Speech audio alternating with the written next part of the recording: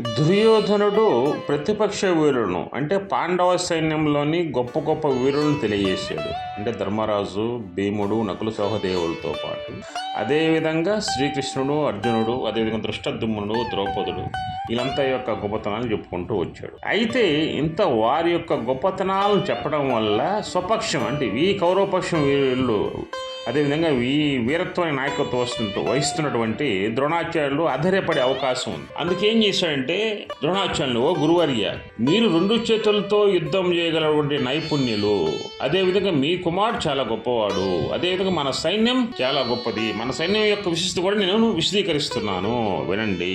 ఎందుకంటే ఇక్కడ శత్రువుల యొక్క వీరుని ఎందుకు పొగిడాను అంటే వాళ్ళ యొక్క సైన్యం ఎంత ఉంది, వాళ్ళు ఏ విధంగా మనతో యుద్ధం చేస్తారు, వాళ్ళు మనం ఓడించాలంటే ఏం చేయాలి, ఏ విధంగా ప్లాన్ చేస్తే మనం పాండవ సైన్యాన్ని ఓడించగలము అనే విషయం మీద శత్రు సైన్యాన్ని నేను బాగా మీకు ఎక్స్ప్లెనేషన్ ఇవ్వడం జరిగింది. అదేవిధంగా ఇప్పుడు మన యొక్క సైన్యం యొక్క గొప్పతనాలను, మీ యొక్క గొప్పతనాన్ని ఇప్పుడు నేను వివరిస్తాను.